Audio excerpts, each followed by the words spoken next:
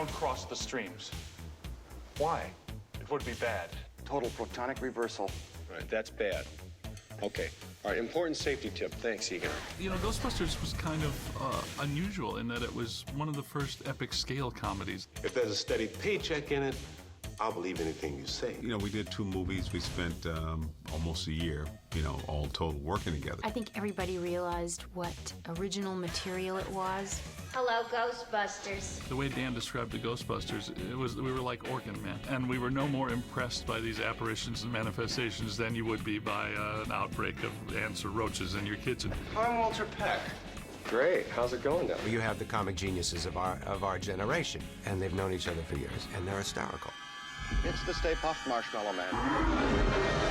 When we look back at our library and we think of what has, you know, premium value and what the fans love, it's always been, in our minds, Ghostbusters. The wonderful thing about the movies is they hold up after all this time. But now we're in a different place. Gaming has been moved to a whole other dimension, and it gives the fans something that they've been waiting for. In film, it's kind of tough to break that fourth wall and turn to the audience and say, come with me. Now, the audience and the player are one. The game format enables us to actually include the Ghostbusters viewing audience.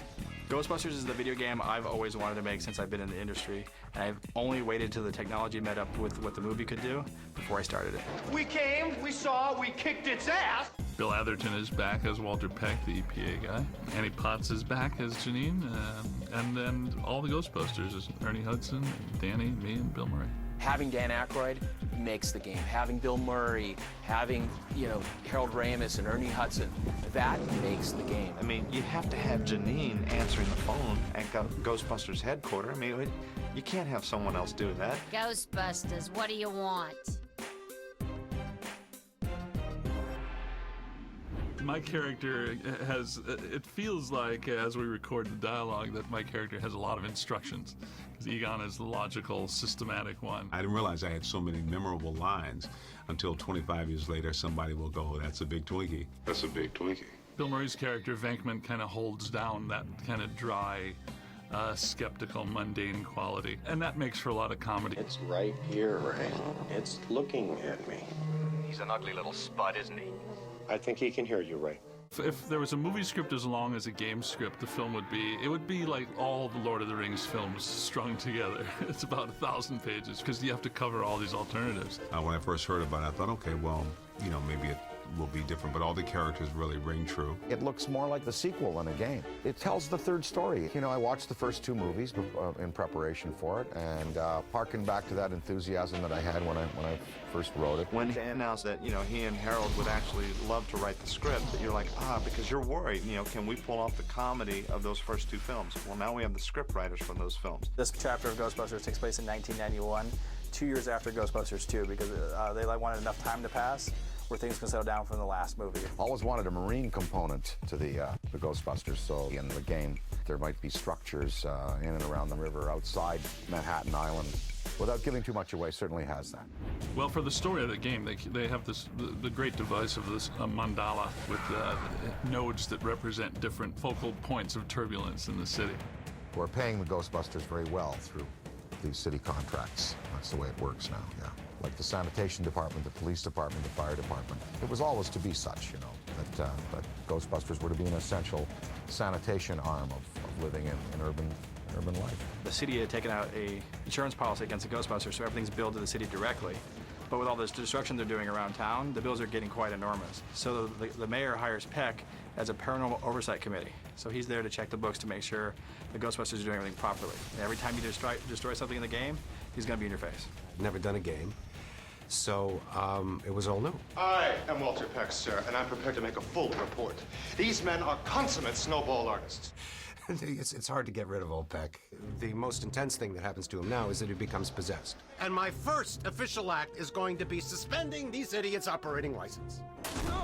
Yeah, they needed a average-looking Joe Blow off the street to play the rookie character, and I successfully campaigned for that spot. You'll recognize the back of my ears really well.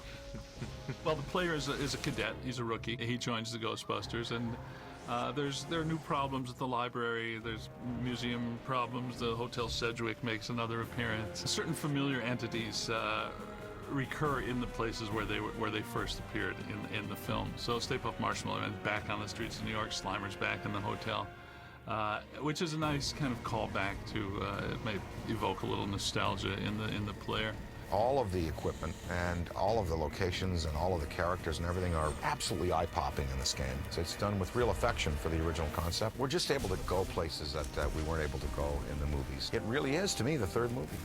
The elements of the supernatural allow you to create monsters and creatures that are visually really interesting, and all kinds of tools and weapons that are the staples of video gaming. The game, it's funny, the interiors are a lot more vivid than a film, and then the exteriors, and we get to take advantage of the streets, the river, the buildings, and go places where you just couldn't go in a movie, you know.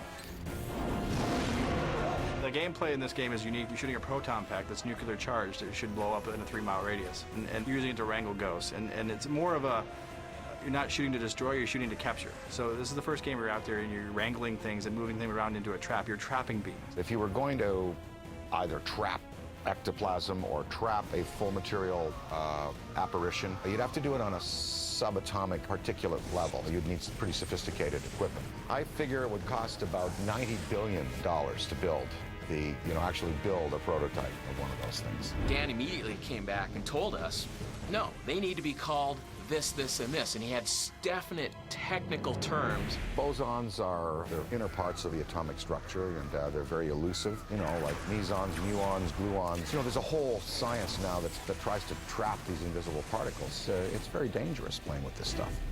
Throw it!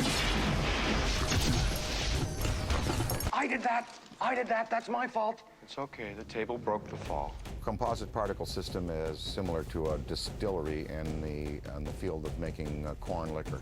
What you're doing is you're doing an original collision, and then you're basically forcing it back through a filter, but it forces them back through where they've already been, and then out through your wand. Yeah. Again, very expensive equipment. Very, very expensive. It's just occurred to me we really haven't had a completely successful test of this equipment. I blame myself. So do I. No sense worrying about it now. Why worry?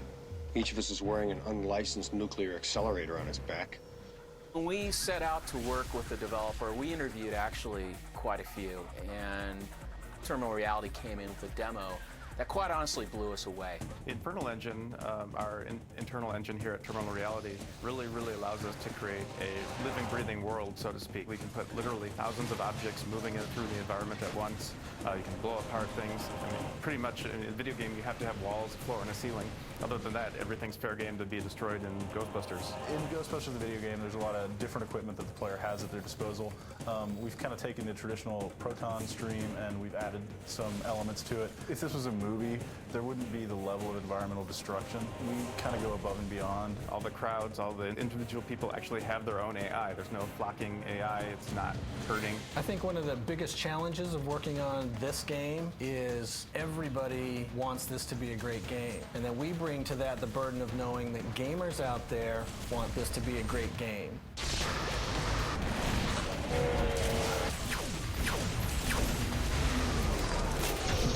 One of the nice things about our engine is the way it handles physics. So we were able to take our boss fights, and there's some boss fights in there where they actually use the environment against you. This looks solid, this looks solid, this all looks solid, everything looks solid around us, but it's not solid at all. It's a seething mass of atoms. You've got your nucleus and protons and electrons, and you've got your paths around the nucleus, and then what's in between those paths and the nucleus, but space, matter, the same dark space that's out in the universe that we see, between the stars. And antimatter is a large part of what was created at the Big Bang. And in Ghostbusters, we were able to use that and put it into the positive world in the service of, cleaning out pesky spirits and stuff. So our objective from the very beginning with this game is that every minute of this game needs to be either fun, funny, or scary. And being a Ghostbuster, which is the ultimate experience we could deliver to a player. In this game, much like the movies, the player is going to be experiencing the equipment on the fly. Ghostbusters tend to go by the seat of their pants, and they don't often have much prep time. Slime Tether masters plasma and masters the plasma energy in the multiverse everywhere. And enables the operator to hold on to entities that would go back to the dimension they came from or vanish. They can't do it if once the slime tether touches them. Think of it as I guess, the glue on the bottom of a fly's, foot. It's that kind of viscous, almost like a psychically viscous material. My God is the question. No, but if asked, I always say I'm a god. Yeah. Are you a god? No. Then We've actually managed to surprise most people at the end. There is a twist ending where people are actually taken aback. I do feel the fans have been looking for something else, ever since we did the second one. We felt like of all the movies that we have, this definitely is a video game. It's a special moment for all the Ghostbusters fans that have been wanting another storyline for Ghostbusters for 20 years, and to get the talent back together, to get the band back together, to get Sony willing to say yes, it's a perfect storm with the right engine, right license, and right talent. Get her!